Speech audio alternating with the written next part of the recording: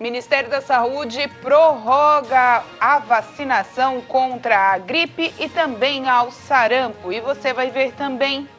Alta de casos de contaminação pelo coronavírus faz com que o governo federal libere a 4ª dose da vacina para profissionais e pessoas acima de 50 anos.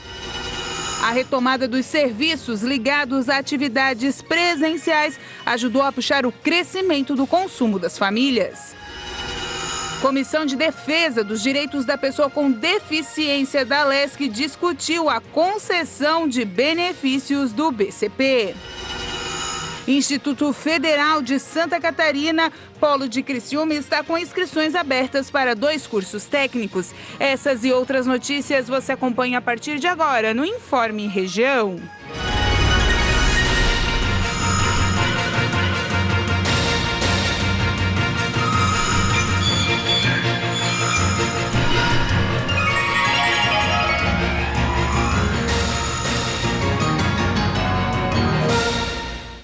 Olá, muito boa tarde. Hoje, 3 de junho de 2022, continua o tempo frio em toda Santa Catarina. Devido à baixa procura, o Ministério da Saúde resolveu ampliar a campanha contra a gripe e o sarampo. A data final, que seria nesta sexta-feira, foi estendida até o próximo dia 27. Os públicos prioritários da campanha nacional da vacinação contra a gripe e o sarampo podem procurar os postos de saúde de todo o Brasil até o dia 24 de junho. A prorrogação da campanha, divulgada pelo Ministério da Saúde, tem como objetivo aumentar a cobertura vacinal para adultos e também para as 2 doenças, uma relacionada com crianças. A partir do próximo dia 25 de junho, estados e municípios poderão ampliar a campanha contra a gripe para toda a população a partir dos 6 meses, enquanto durarem os estoques das vacinas contra a influenza, e o Ministério da Saúde já distribuiu quase 80 milhões de doses para todo o país. Já a imunização contra o sarampo faz parte do calendário nacional de vacinação e os imunizantes estão disponíveis durante todo o ano. A campanha de vacinação começou no último dia 4 de abril. Mais de 77 milhões de brasileiros estão nos grupos prioritários para a vacinação contra a gripe. Até agora, a cobertura vacinal chegou a 44%. O Ministério da Saúde reforça a importância da vacinação para evitar casos graves das doenças, principalmente durante os meses mais frios do ano. Quem pode se vacinar contra a gripe? Idosos acima de 60 anos, trabalhadores da saúde, crianças de 6 meses a menores de 5 anos de idade, gestantes e puérperas, povos indígenas, professores, pessoas com comorbidades, pessoas com deficiência permanente, forças de segurança, salvamento e forças armadas, caminhoneiros e trabalhadores do transporte coletivo rodoviário, de passageiro urbano e de longo curso, trabalhadores portuários, funcionários do sistema prisional, adolescentes e jovens de 12 a 21 anos de idade sob medidas socioeducativas, população privada de liberdade. Já o público-alvo da campanha contra o sarampo são os trabalhadores da saúde e crianças de 6 meses a menores de 5 anos. E com a alta de casos de contaminação pelo coronavírus, o governo federal vai liberar a 4ª dose da vacina contra a Covid-19 a pessoas acima de 50 anos e profissionais da saúde. Alguns estados já haviam adotado medidas por conta própria. O Ministério da Saúde está planejando estender a aplicação da 4ª dose da vacina contra a Covid para a população com 50 anos ou mais e para os profissionais da área da saúde. Já para os imunossuprimidos, que têm baixa imunidade por conta de doenças como câncer e AIDS, ou para quem já fez transplante, podem ter à disposição mais uma dose de reforço, que seria a 5ª dose para o grupo. Ambos os públicos devem contar 4 meses de intervalo para receber a nova etapa da imunização, que preferencialmente deve ser feita com a vacina da Pfizer. A ampliação da campanha passou a ser analisada após o recente aumento no número de casos. Mas alguns técnicos do Ministério avaliam que os esforços deveriam mirar na ampliação da 3ª dose, que ainda não foi aplicada em todas as pessoas a partir dos 12 anos de idade.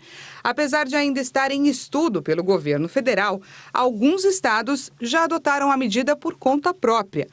O Mato Grosso do Sul estendeu a quarta dose para a faixa etária de 50 anos ou mais desde o fim de março, assim como a Prefeitura de Manaus, desde o início de maio.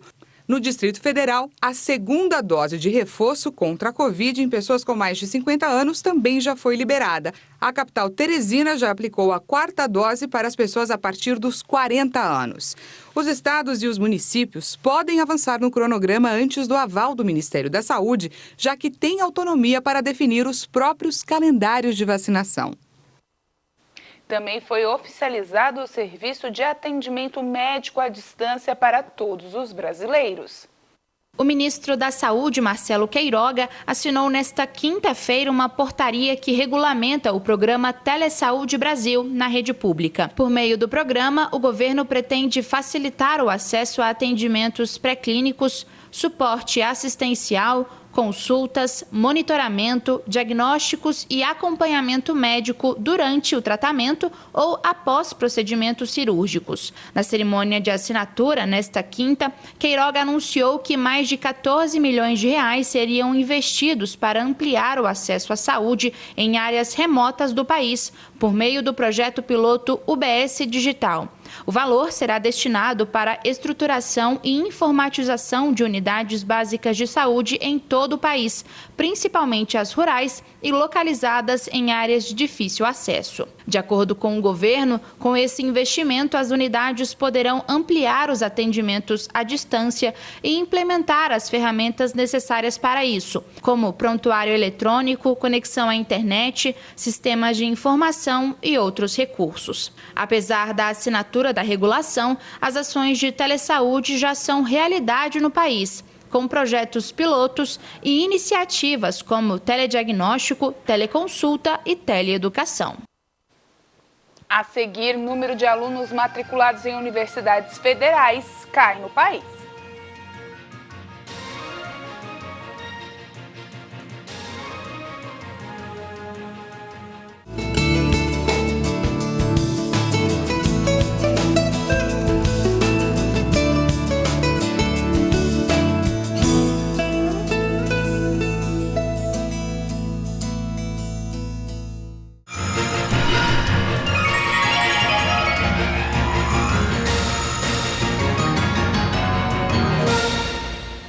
A retomada dos serviços ligados às atividades presenciais ajudou a puxar o crescimento do consumo das famílias no primeiro trimestre de 2022. A conclusão é do IBGE. O consumo das famílias aumentou 0,7% no primeiro trimestre de 2022, ante os 3 meses antecedentes, feito o ajuste sazonal. Frente ao primeiro trimestre de 2021, o indicador teve alta de 2,2%. Segundo a coordenadora de contas nacionais do Instituto Brasileiro de Geografia e Estatísticas, IBGE, Rebeca Palles, o consumo das famílias foi muito influenciado pela retomada da demanda dos serviços pelas atividades presenciais e também devido ao crescimento do crédito para pessoas físicas. Palles ressaltou que o desempenho do consumo das famílias poderia ter sido bem maior se não fosse o impacto da inflação. O índice de preços ao consumidor amplo, IPCA, teve alta média de 10,7% no primeiro trimestre de 2022, frente a igual período do calendário anterior, enquanto a variação no primeiro trimestre de 2021, ante o exercício antecedente, tinha sido de 5,3%. Ao ser questionada se a trajetória futura do PIB dependeria da evolução do consumo das famílias, bem como do efeito da inflação nesse consumo, Palles comentou apenas que, no passado, a trajetória da economia sempre ficou muito atrelada ao ritmo de consumo das famílias.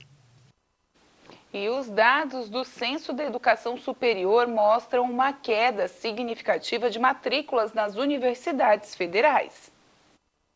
Pela primeira vez desde 1990, o Brasil registrou queda no número de matrículas nas universidades federais entre 2019 e 2020. Passou de 1.300.000 para 1.200.000. Os dados do Censo de Educação Superior também apontam recorde histórico de trancamentos de matrículas de 270 mil. Em parte, diminuição também é explicada pela redução dos investimentos nas instituições. No período, as federais receberam 5 bilhões e 700 mil reais para despesas essenciais, como água, luz, segurança e limpeza.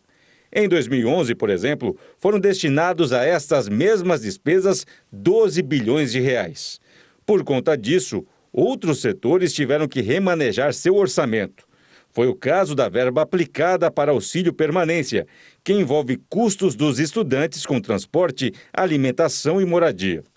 O valor disponível caiu de 213 milhões de reais para 197 milhões de reais. E o número de alunos com algum tipo de apoio social também despencou, passando de 311 mil para 233 mil, o menor desde 2014. A Associação Brasileira de Mantenedoras de Ensino Superior destacou que as universidades públicas do país tiveram queda de 18,8% no número de estudantes que conseguiram concluir a graduação. Por outro lado, as instituições privadas de ensino superior registraram aumento no número de ingressantes, passando de 80% do total das matrículas em 2020. Além disso, mais de 50%, 53,4% deste ingresso aconteceu no ensino à distância, com mais de 2 milhões de estudantes. A Comissão de Defesa dos Direitos da Pessoa com Deficiência realizou e discutiu na Alesc as mudanças implementadas na Lei do Processo de Concessão, BPC. A Comissão de Defesa dos Direitos da Pessoa com Deficiência realizou uma audiência pública para debater as mudanças no BPC, o benefício de prestação continuada, que paga um salário mínimo a idosos e pessoas com deficiência de baixa renda. As alterações foram implementadas por meio de uma lei federal sancionada no ano passado, que também regulamenta o auxílio inclusão pago a pessoas com deficiência grave ou moderada que recebiam BPC, mas conseguiram emprego. O debate foi presidido pela deputada Marlene Fengler. Tem uma série de implicações que precisam ser discutidas por quem é diretamente atingido, né, e por quem os representa também, né, e os órgãos públicos para poder entender melhor e, a partir disso, inclusive, formular sugestões de alteração no caso de serem necessárias. Pela lei, tem direito ao auxílio inclusão quem recebe BPC, começa a trabalhar com carteira assinada, ganhando até 2 salários mínimos e faz parte do cadastro único da assistência social. Ao ser contemplada com o auxílio inclusão, a pessoa com deficiência deixa de receber o BPC. Mas, se perder o emprego, o benefício pode ser retomado.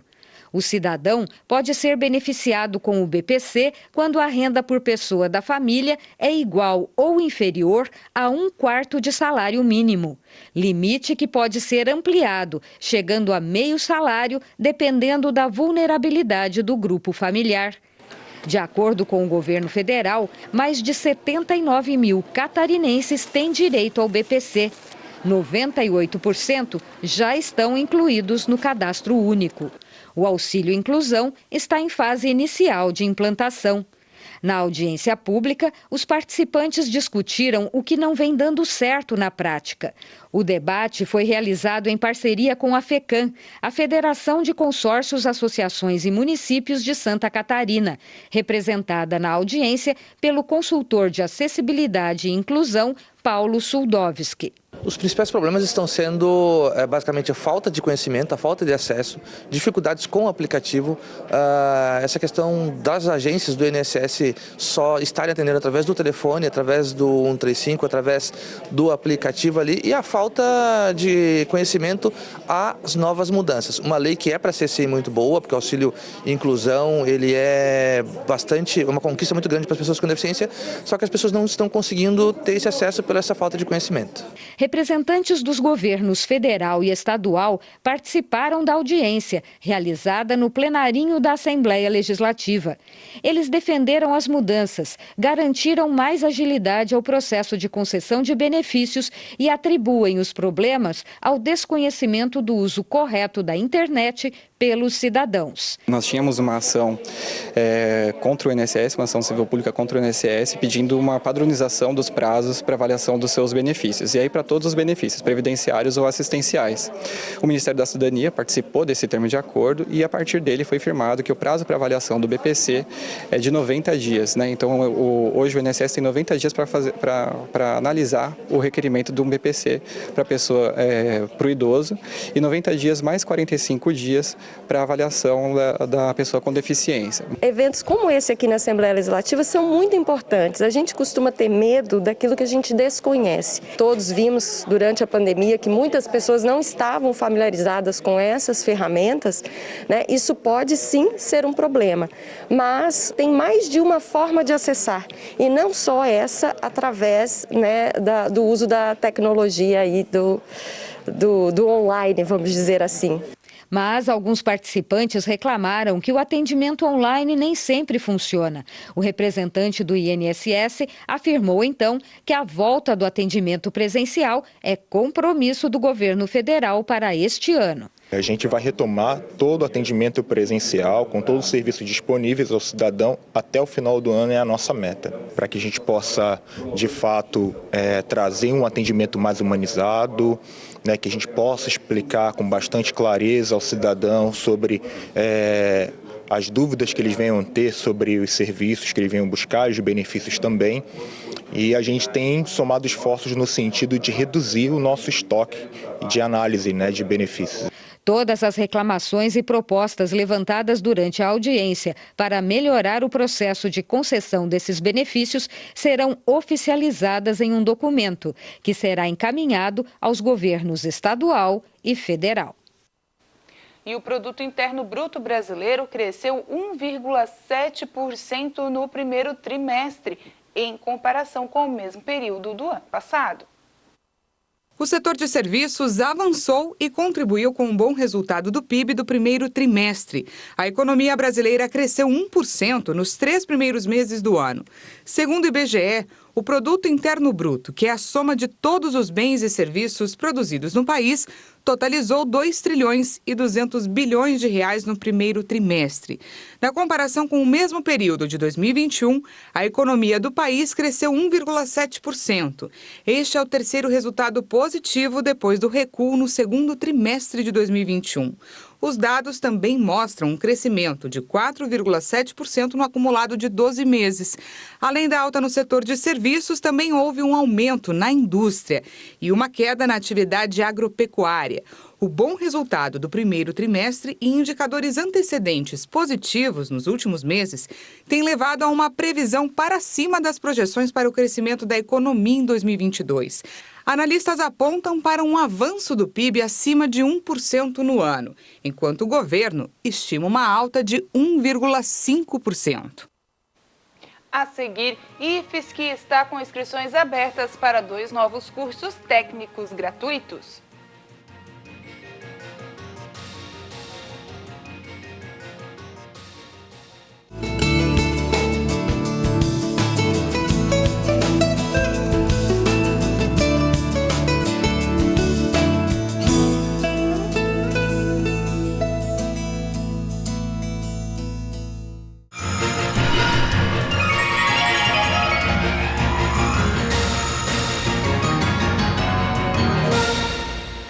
O Instituto Federal de Santa Catarina, no Polo de Criciúma, está com inscrições abertas para 2 cursos técnicos totalmente gratuitos.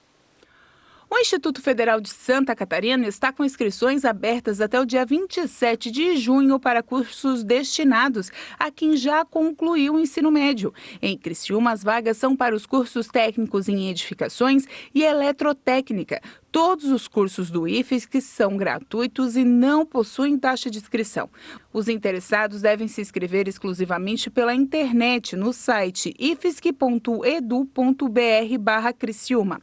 A seleção é por sorteio eletrônico público, que será realizado no dia 28 de junho. A relação dos selecionados em primeira chamada será divulgada no dia 29 de junho. Os cursos são na modalidade subsequente ao ensino médio. Os cursos técnicos subsequentes são voltados a quem já concluiu o ensino médio ou para comprovar a conclusão desse nível de ensino até a data da matrícula. O curso técnico em edificações tem duração de 4 semestres, com aulas em 4 dias da semana, das 6h45 da noite às 10h10 da noite. São oferecidas 45 vagas. O curso técnico em eletrotécnica tem duração de 4 semestres, com aulas em 4 dias da semana, das 6h45 da noite às 10h20 da noite. São oferecidas também 45 vagas. Metade das vagas são reservadas a candidatos provenientes de escolas públicas, com cotas para estudantes de baixa renda, com deficiência ou autodeclarados pretos, pardos ou indígenas. Para participar do processo seletivo pelo sistema de cotas, esta opção deve ser marcada no momento da inscrição. Mais informações devem ser consultadas no edital disponível no site do IFSC. E agora vamos conferir as notícias que foram destaque essa semana aqui no Informe Região. Segunda-feira, a OMS confirma 257 casos da varíola do macaco em 20 países fora da África. Outros 120 casos suspeitos são investigados, nenhuma morte foi confirmada. As suspeitas investigadas são no Rio Grande do Sul, Santa Catarina e Ceará.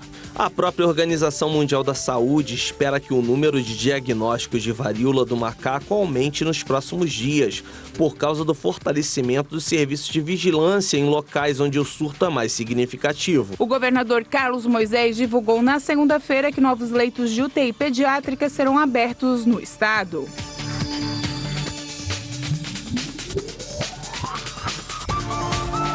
Terça-feira, a alta da inflação faz com que as famílias encontrem no cartão de crédito uma forma de manter o nível de consumo e, como muitas vezes, acabam gastando mais do que se planejam a pagar. O cartão de crédito é um instrumento muito utilizado pelas famílias brasileiras, por fácil aceitação e também controle em termos de moeda em circulação.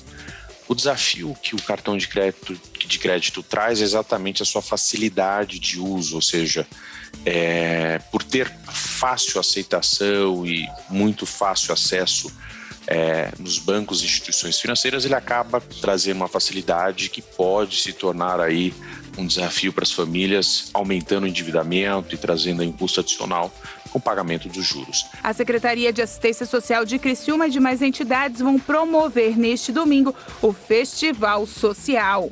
As entidades do terceiro setor, que muito nos ajudam aqui no município, estarão lá com as suas barraquinhas armadas, vendendo os seus produtos.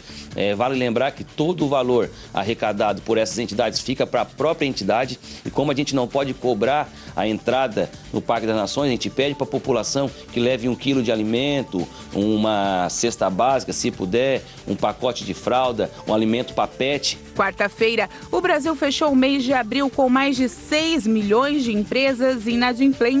Os dados são de um levantamento feito pelo Serasa Experian. O número representa um aumento de 200 mil negócios a mais do que abril do ano passado. E é também o patamar mais alto para o mês desde 2020. Segundo a Serasa, o setor de serviços é o que tem mais empresas em dificuldades, 52,5% do total de inadimplentes.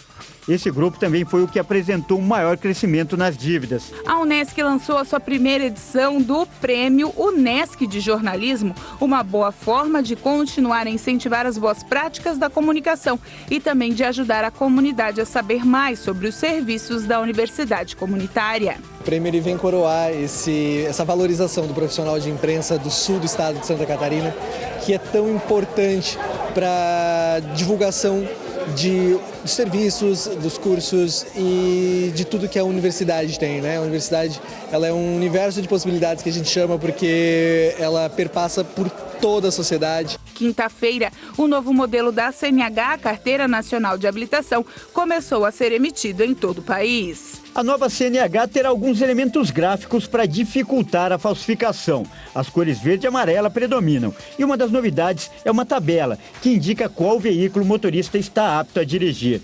O documento também informa se o condutor é profissional e se tem alguma restrição médica, além dos dados pessoais, como o nome e a filiação. E o presidente do Criciúma Esporte Clube, Anselmo Freitas, se despediu do cargo no dia em que o clube completou 31 anos da conquista da Copa do Brasil. A saúde do presidente foi o principal motivo da renúncia. Novas eleições devem acontecer em 30 dias. Por me dedicar demais a ser um grande apaixonado pelo Criciúma Esporte Clube, acabei não conseguindo separar a função de presidente e torcedor, fato que acabou prejudicando minha saúde física e psicológica. Diante dos fatos, gostaria de pedir meu desligamento do cargo de presidente, não o abandono do clube.